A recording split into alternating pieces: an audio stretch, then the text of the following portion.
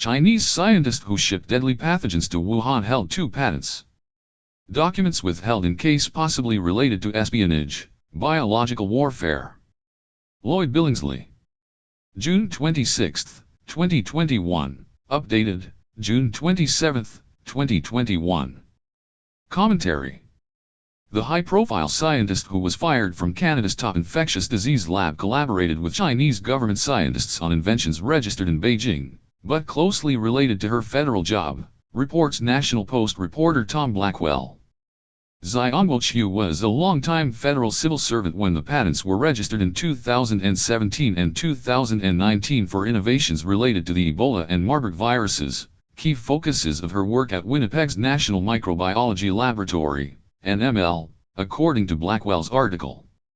Qiu shipped a load of the deadly pathogens from the NML to the Wuhan Institute of Virology, with a likely source of the virus that causes COVID-19. Canadian government employees cannot file a patent outside the country without permission from the Health Minister.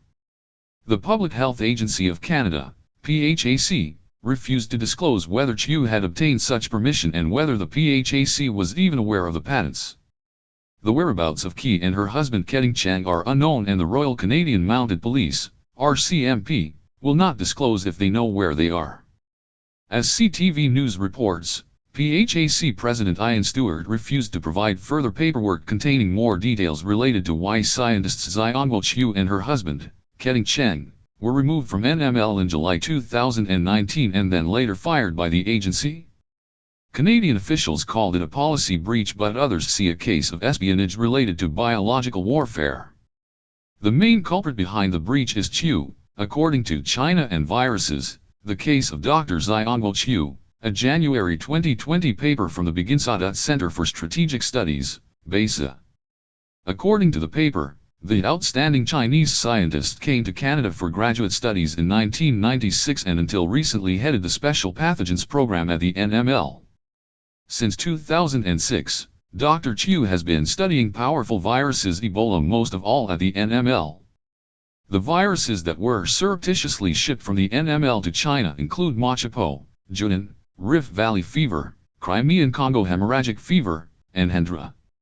China and Viruses author Dr. Dani Shaham, a microbiologist and expert in biological and chemical warfare, says Dr. Qiu maintains a close bond with China and visits frequently, and many Chinese students from a notable range of Chinese scientific facilities have joined her at the NML over the past decade.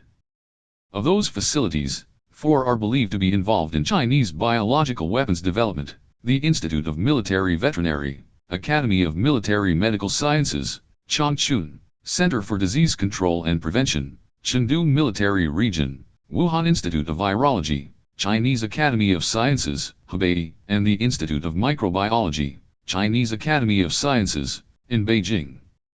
One of the graduate students Qiu and Chang brought to the NML, Radio Canada reports, was Fi Huyan, from the People's Liberation Army's, PLA, Academy of Military Medical Sciences.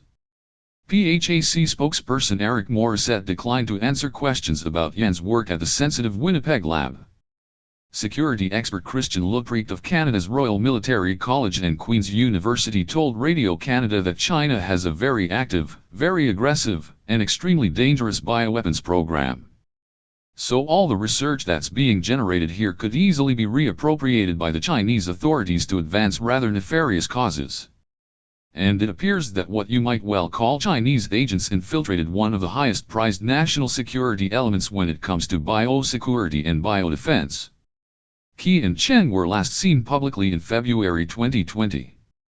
They have been absent from their Canadian properties, reportedly worth nearly $2 million.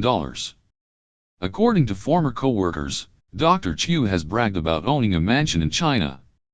If the RCMP has any clue where Qiu and Chang might be, they aren't saying, and on all fronts, Canadian officials are withholding crucial documents.